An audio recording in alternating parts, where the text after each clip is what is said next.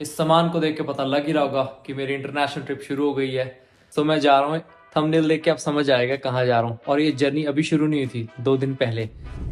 अभी चलते हैं शॉपिंग करने और थोड़ी सी ट्रिमिंग करवा के फिर फ्री होते हैं। फिर आपको दिखाते हैं कि मैंने क्या क्या शॉपिंग की है और क्या क्या सामान ज़रूरी होता है जब आप कभी इंटरनेशनल ट्रैवल करते हो। तो आपको किन चीज़ों का ध्यान बहुत ज़रूर रखना चाहिए और क्या चीज़ें आपके पास होनी चाहिए।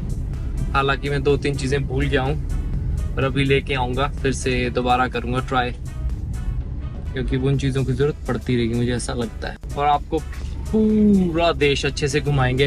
अगली वीडियो का वेट करना, पता लगता रहेगा कि कहाँ जा रहा हूँ, कौन सी कंट्री जा रहा हूँ। और उस वीडियो में मैं रिवील कर दूंगा कि मैं कौन सी कंट्री जा रहा हूँ। वैसे तो मुझे 1 हफ्ता पहले जाना था, पर फ्लाइट की टिकट मिल नहीं रही थी। तो मैंने सोचा जबकि फ्लाइट की टिकट मिलती है तब निकलते हैं। तो फ्लाइट की टिकट मिल गई है, सो मैं निकलने वाला हूँ। और सुबह के बज गए हैं 3, 4 बजे की मेरी वॉल्वो है। मुझे दिल्ली जाना है, IGI एयरपोर्ट। सो निकलते हैं, लेट गेट स्टार्ट।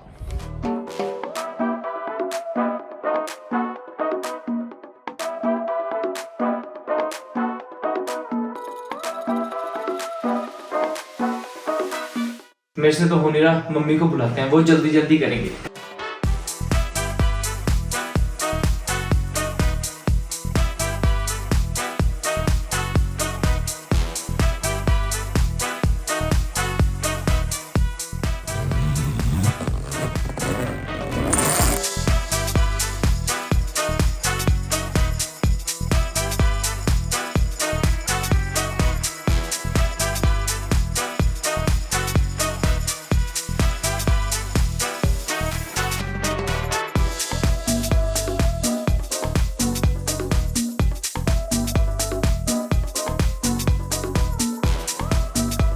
चंडीगढ़ वालों की जर्नी यहीं से शुरू होती है और एंड भी यहीं से होती है, क्योंकि हमें जाना पड़ता है दिल्ली इंटरनेशनल फ्लाइट्स के लिए। तो पहले दिल्ली जाने के लिए यहीं से जाना पड़ता है सेक्टर 17 से या फिर रेलवे स्टेशन से। पर मोस्ट ऑफ लोग रेलवे स्टेशन का तो पहले बुक हो जाता है, तो मोस्ट ऑफ लोग यहीं सेक्टर 17 से जाते हैं। तो मेरी टिकट बुक हुई नहीं ट्रेन की, तो मैंने सोचा इसी से चलते हैं।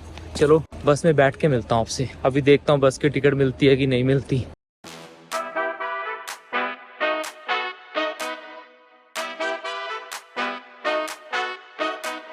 दिल्ली एंटर करके अब जा रहे हैं एयरपोर्ट की तरफ। अभी लगेगा 1 घंटा, 8:30 हो गए हैं। आई थिंक 9:30 तक पहुंच जाएंगे, मैक्स टू मैक्स 10 बजे तक। घबराहट और एक्साइटमेंट दोनों एक साथ हो रही है, मिक्स फीलिंग वाली।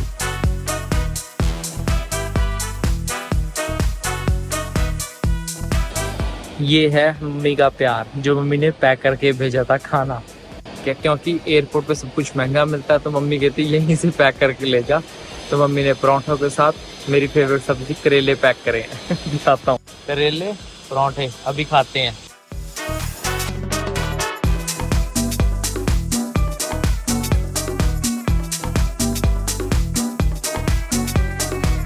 यहाँ की फीलिंग आती है, आप इंटरनेशनल आ गए हो। मैं जा रहा हूँ, अभी बता देता हूँ, इमिग्रेशन क्लियर हो जाने दो, फिर बताता हूँ मैं कहाँ जा रहा हूँ। वैसे मोस्ट ऑफ लोगों को थंबनेल से पता लग ही गया होगा कि मैं कहाँ जा रहा हूँ। एयर अस्ताना की फ्लाइट है मेरी, और कल सुबह मैं 4 बजे पहुँच जाऊँगा।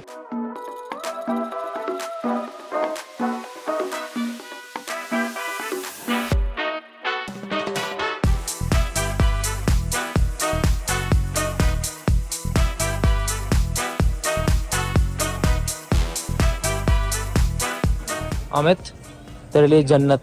ये इस शराब के बारे में बहुत सुना है मैंने, जैपनीज बहुत ज़्यादा फेमस है। जो लोग शराब पीते हैं उनको पता होगा कितनी बड़ी फेमस दारू है।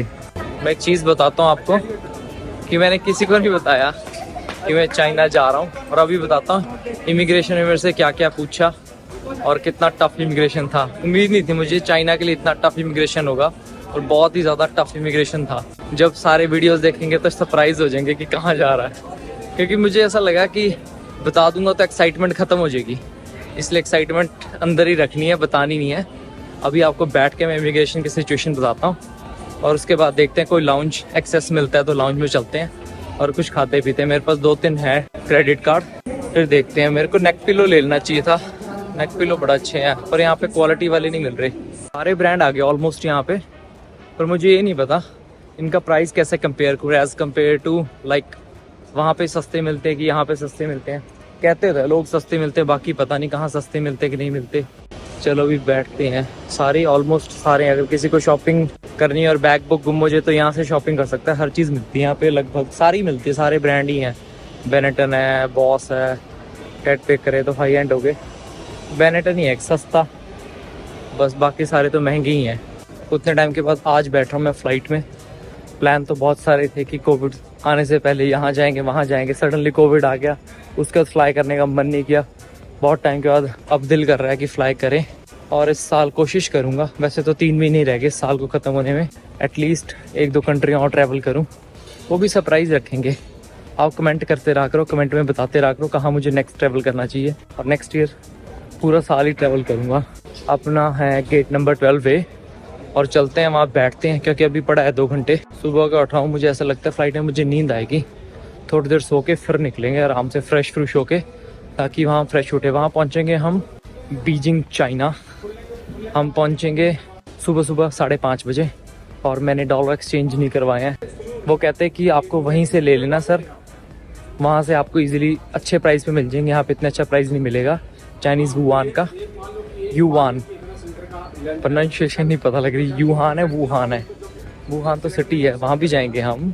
बहुत सारी जगह हैं जहाँ प्लान करी है मैंने जाने के लिए। लेट्स सी कहाँ कहाँ ट्रैवल कर पाते हैं। बहुत लंबा ट्रिप है। इस सीरीज़ में फॉलो करते रहना, एक भी सीरीज़ अगर मिस हुई तो आपको पता नहीं लगेगा कि आपने कौन से पार्ट से मिस कर दिया। खुशी बहुत हो रही है मुझे, बहुत ज़्यादा खुशी हो रही है, क्योंकि बड़े दिनों के बाद फ्लाई करने जा रहा हूँ। सो एक ज़िंदगी है मेरे ख्याल से, अच्छे घूमो फिरो, दुनिया देखो, पता लगे दुनिया कितनी आगे बढ़ चुकी है, क्या क्या है दुनिया में, क्या क्या चल रहा है, और ज़्यादा कोई एक्सपेंस नहीं है। इस ट्रिप के एंड में मैं एक ब्लॉग बनाऊंगा जिसमें मैं सारी कुछ अपनी वीज़ा डिटेल और अपने टोटल खर्चे, अपने होटल, सारे होटल बुकिंग, सब कुछ कितना खर्चा हुआ मेरे ट्रिप का, तो मैं सारा आपको एक इन डिटेल में बता दूंगा। लास्ट में एक वीडियो बना दूंगा। जब भी प्लान करो एटलीस्ट 3 महीने पहले करो, क्योंकि मेरा प्लान एकदम से बना और फ्लाइट की टिकट मिली नहीं, तो मैंने थोड़ी सी एक्सपेंसिव टिकट ली है। वैसे तो दिल्ली टू बीजिंग की टिकट वन साइड की 18 से 20 हज़ार की आ जाती है, और अप डाउन 40,000 की आती है। मेरी राउंड ट्रिप की टिकट पड़ी है मुझे 50,000 की, 50,000 के आसपास की, 48,000 की पड़ी है। अगर मैं इससे पहले की ले लेता, 1 हफ़्ता पहले की ले लेता, तो वो इससे महंगी पड़ रही थी। तो मैंने सोचा चलो 1 हफ़्ता, जहाँ इतना वेट हुआ 1 हफ़्ता और वेट कर लेते हैं। मैं जा रहा हूँ बीजिंग चाइना। बहुत सारे लोगों ने सोचा नहीं था कि मैं यहाँ जा रहा हूँ, क्योंकि one of my favourite destination थी। मैंने बहुत टाइम पहले सोचा था कि मैं चाइना ट्रैवल करूँगा, पर 3 साल से चाइना का कोविड रिस्ट्रिक्शन थी, इस करके चाइना बंद था। सो अब खुला तो मैंने सोचा कि फटाफट चलते हैं। और सबसे ज़रूरी चीज़ मैं आपको बताता हूँ इमिग्रेशन के बारे में। यूनाइटेड का जहाज़ निकल रहा है, बहुत बड़ा है। तो इमिग्रेशन का एक सिस्टम था। इमिग्रेशन ने मुझे इतने टफ़ क्वेश्चन पूछे, लिटरली मुझे ऐसा लगा था कि शायद यहीं से वापस ना भेज दें। इमिग्रेशन, मुझे नहीं पता था चाइना का इतना टफ़ इमिग्रेशन होता है, क्योंकि उन्होंने मेरे से एक चीज़ पूछी कि चाइना क्यों ट्रैवल कर रहे हो। मैंने कहा टूरिज़म के लिए। सो वो कहते कि टूरिज़म के लिए तो कोई जाता नहीं है, तुम क्यों जा रहे हो। मैं कहा चाइना में बहुत कुछ जगह हैं देखने वाली, घूमने वाली, पास कंट्री से, मतलब ये थोड़ी है कुछ होगा ही नहीं चाइना ट्रैवल करा जाए। और ये लगभग मेरा 20 से 22 दिनों का ट्रिप है, जिसमें मैं चाइना की जो मेजर स्टेट्स है वो कवर करूँगा, क्योंकि सारा चाइना 30 डेज़ में होने नहीं वाला, क्योंकि बहुत बड़ा है चाइना और वीज़े की वैलिडिटी 30 डेज़ है। फिर उसके बाद चाइना जाने के लिए आपको एक सबसे इम्पॉर्टेंट चीज़ है जो बहुत कम लोगों को मेरे ख्याल से पता है, और बताते ही बहुत कम ही है वो लोग, उसको बोलते हैं हेल्थ डिक्लेरेशन फॉर्म। उसके लिए आपको वीचैट डाउनलोड करना पड़ेगा। इंडिया में वो होता नहीं है क्योंकि बैन है। दूसरा, अगर एयरपोर्ट पे आप कभी भी आते हो तो एयरपोर्ट वालों को एयरपोर्ट जो आप जिस फ़्लाइट ले रहे हो, कहीं से भी फ़्लाइट ले रहे हो, उनको बोल दो कि मेरे पास हेल्थ डिक्लेरेशन फॉर्म नहीं है, उसके लिए मुझे लिंक भेज दो और मैं फिल करवा दो। विद इन 5 मिनट वो फिल करवा देते हैं कि कैसे होता है।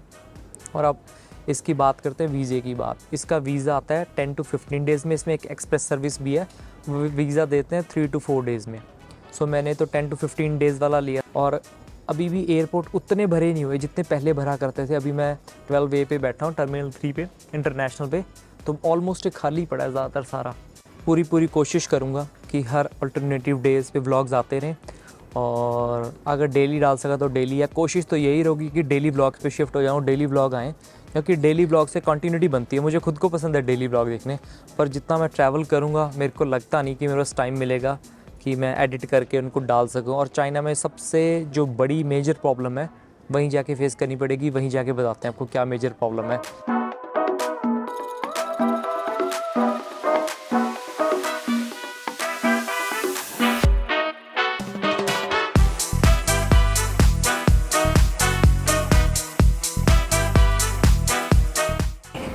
विंडो वाली सीट मिल गई मुझे। हम आ गए हैं अस्ताना की रोड, अस्ताना की फ्लाइट में। सीट का कुछ खास है नहीं, मुझे लगा नहीं कि ये तो इंडिगो की रोडवेज जैसा लग रहा है, जैसे इंडिगो की रोडवेज होती है ना, ऐसा लग रहा है। एक छोटा सा कंबल दिया है, दिखाता हूँ क्या कहते हैं। एक छोटा सा कंबल दिया और ये हेडफोन दिए हैं, ठीक ठीक से लग रहे हैं। क्वालिटी खोल के दिखाता हूँ कैसे हैं। ऐसे कुछ हेडफोन है और ये एंटरटेनमेंट का दे रखा है। शुक्र है ये चार्ज करने के लिए इन्होंने दे रखा है, इससे हम अपना फ़ोन चार्ज कर सकते हैं। यस, और यहाँ पे कोई एंटरटेनमेंट चलेगा तो मैं आपको बताऊंगा। ये कंबल दी है वाइट कलर की, पिल्लो है, कंबल नहीं है। कंबल शायद बाद में देंगे, अभी पिल्लो ही दिया है। यहाँ पे बेसिक एमिनिटीज़ खाने खुने का दे रखा है। एज़ कम्पेयर टू इंडिगो इतना अच्छा दिया हुआ है इन्होंने। थोड़ा सा इसमें एंटरटेनमेंट का सिस्टम है, थोड़ी सी रिक्लाइन शायद हो सकती है। नहीं, अभी 3 घंटे यहीं बैठना है, 3 घंटे बाद पता लगेगा कैसा मज़ा आ रहा नहीं आ रहा। ये फ्लाइट जाएगी यहाँ से अलमाटी और अलमाटी से जाएगी फिर बीजिंग और वापस भी ऐसे आएगी। लगभग मैं सुबह पहुँचूँगा 5:35 पर, 4:35 पर, ऑलमोस्ट 5:30 हो जाएंगे वहाँ तक पहुँचते पहुँचते। तो फ्लाइट रेडी हो गया है फ्लाई करने के लिए। बीच बीच में बात करते रहेंगे, कुछ खाने का तब बताते हैं। एंटरटेनमेंट का पूरा दे रखा है इन्होंने। न्यू रिलीज कौन कौन सी हुई हैं सारी, accessibility, action movies, winning award, comedy, drama, बहुत सारी हैं।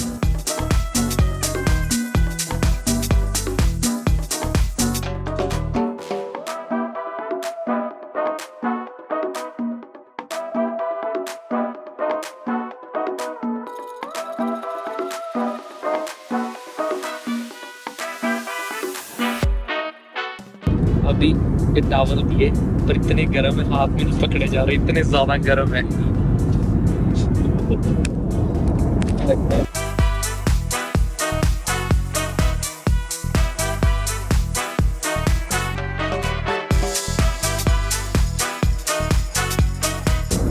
What about drinking? Oranges. खाना तो बड़ा लग्जरी है। देश का butter, Amul butter, salad, brownie, yogurt, veg भी मिलता है इस पे,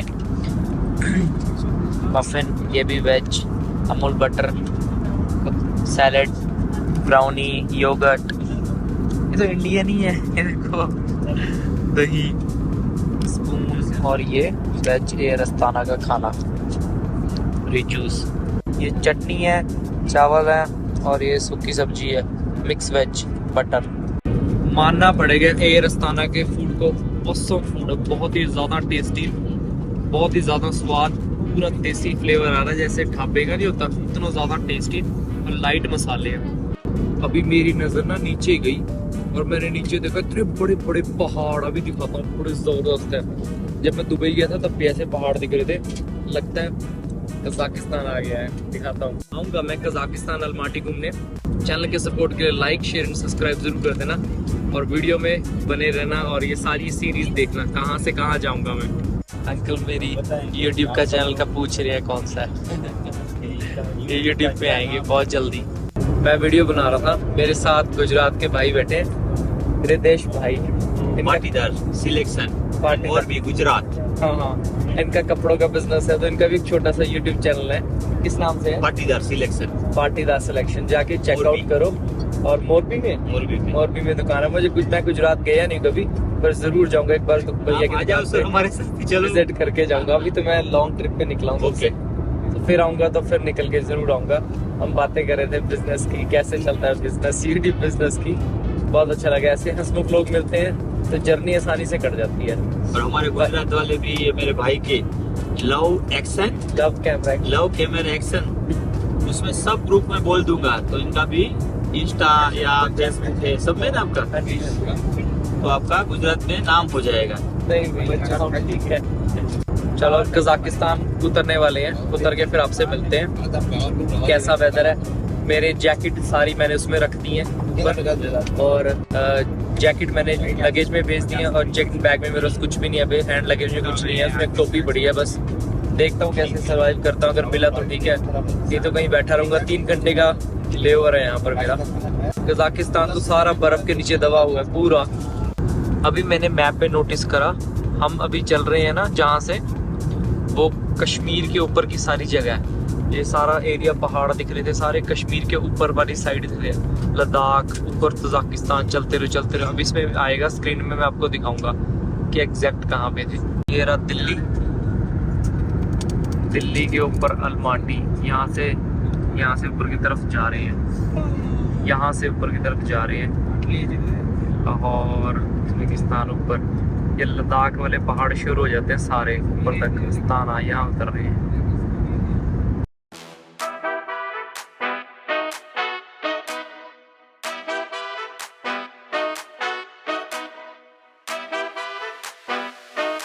फाइनली हम लैंड हो चुके हैं कजाकिस्तान में, अलमाटी में। हाँ उठा लूँगा, कुछ चक्कर नहीं। अलमाटी में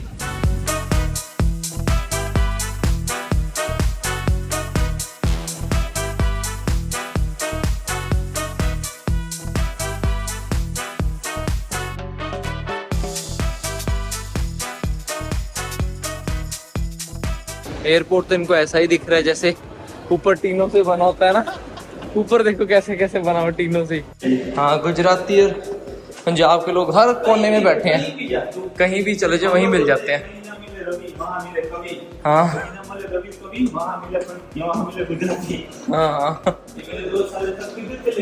हाँ, अलमाटी में आती एक चीज यूनिक दिखी, बस ऑटोमेटिक चल रही है।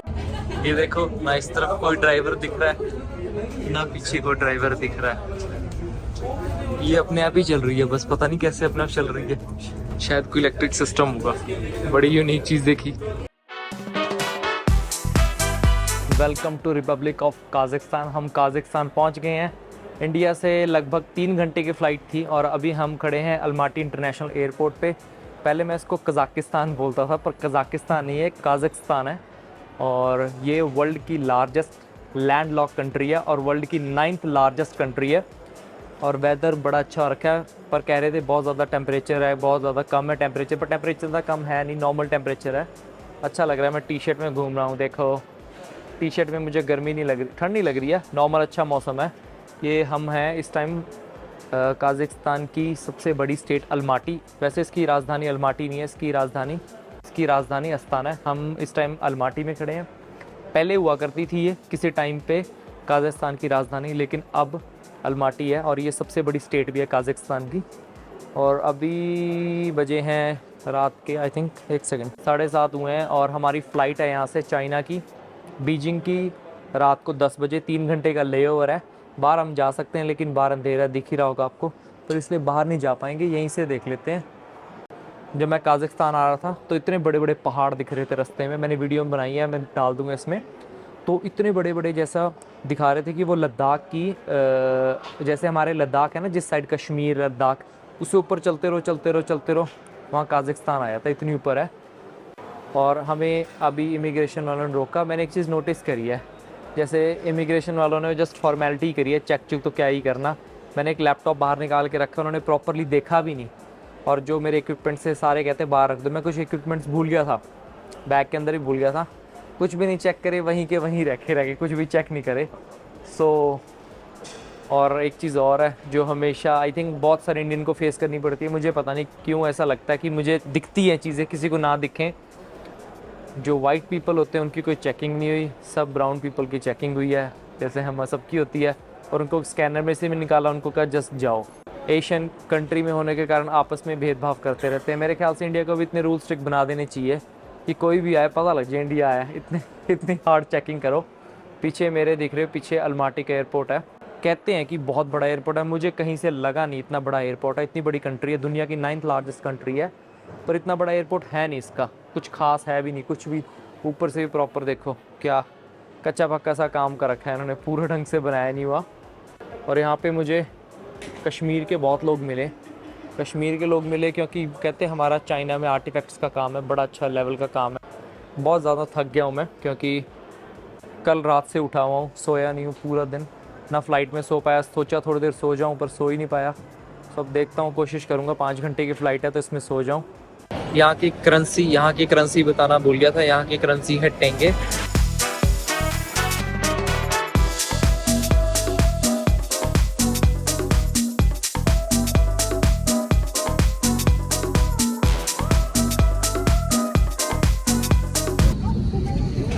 बैठ गए हैं फ्लाइट में और आसे पास से दोनों जिस देश जा रहे हैं देश के लोग हैं, बोल नहीं पाऊँगा, उनको समझ आ जाएगा इसलिए। इमिग्रेशन हो गया क्लियर और ये आ गया अपना लगेज। दूर से चमक जाता, रंग इसका ऐसा है। चलो अब निकलते हैं यहाँ से। रात के बजे हैं 2।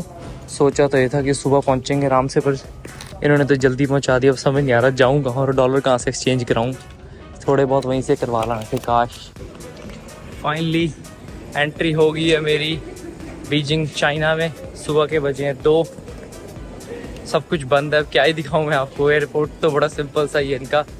अब मैं कोशिश कर रहा हूँ कि ये थोड़ा ओल्ड चाइना है, क्योंकि मैं आपको सारी डिटेल ना पहुँच के बताता हूँ। मैं हॉस्टल ढूंढ रहा हूँ अपना, पी लॉफ्ट यूथ हॉस्टल है जो मैंने बुक किया है। कैसा दिखता है चाइना? थोड़ा थोड़ा मलेशिया जैसी फील आ रहा है, पर इतनी ठंड है नहीं। मैंने टी शर्ट डाली है, पता मुझे लग नहीं रही है। अब मुझे ये नहीं पता कि यहाँ पे इंटरनेट का क्या सिस्टम है। सबसे बड़ी दिक्कत है इंटरनेट की यहाँ पे, मतलब हर चीज़ लॉक है। ना यूट्यूब चलता है, ना इंस्टाग्राम, ना फेसबुक, ना व्हाट्सएप, कुछ नहीं चलता। बस स्नैपचैट चलता है, वो भी पता नहीं क्यों चलता है।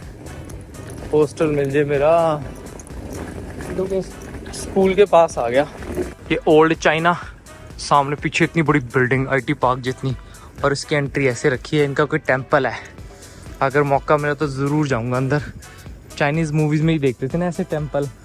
लोग तो बड़ा एक्साइट हो रहे हैं, बता रहे हैं कि कहाँ से कहाँ जाना है, पर उनको खुद को नहीं पता लग रहा रास्ता कहाँ पे है, पर बता खुश होकर बता रहे हैं। ऐसे देख रहे हैं ऊपर से नीचे तक, जैसे कोई नया जू में जानवर नहीं आता, ऐसे घूर घूर के देख रहे हैं लोग।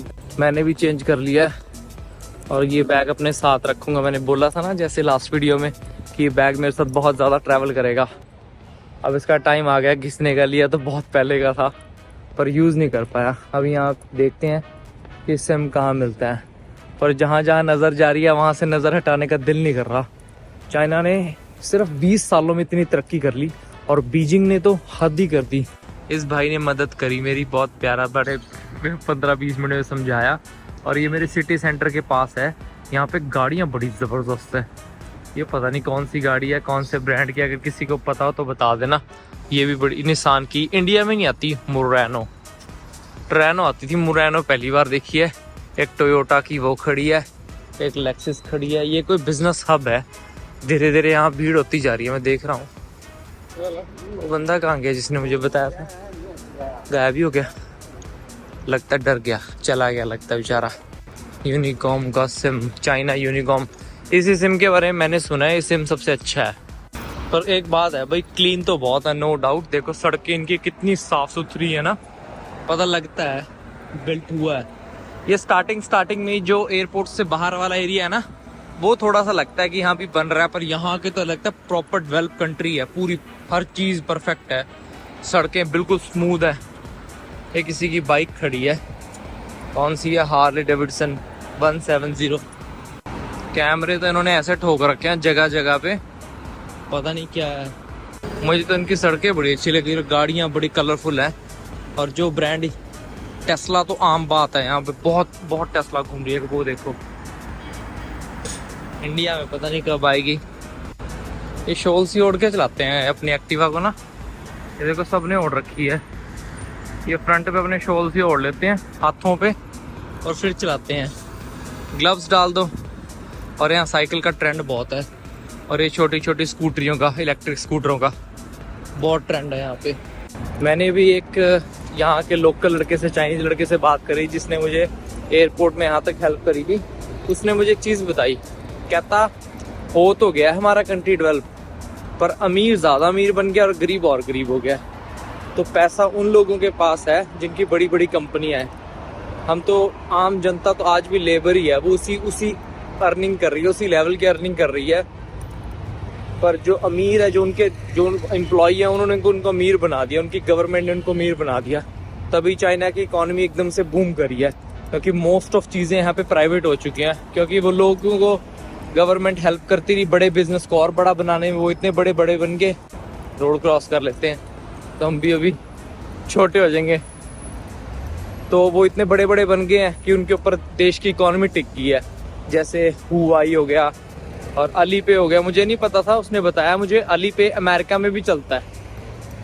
तो अली पे हो गया, ऐसे 4-5 बड़े बड़े हैं इनके। टिकटॉक हो गया, दुनिया की सेकंड लार्जेस्ट इकॉनमी है यहाँ की।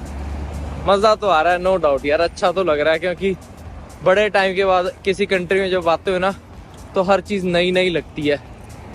ये देखा है गांगयुई टावर, इनकी ना आधी लैंग्वेज मुझे समझ नहीं आती, प्रोनाउंसिएशन।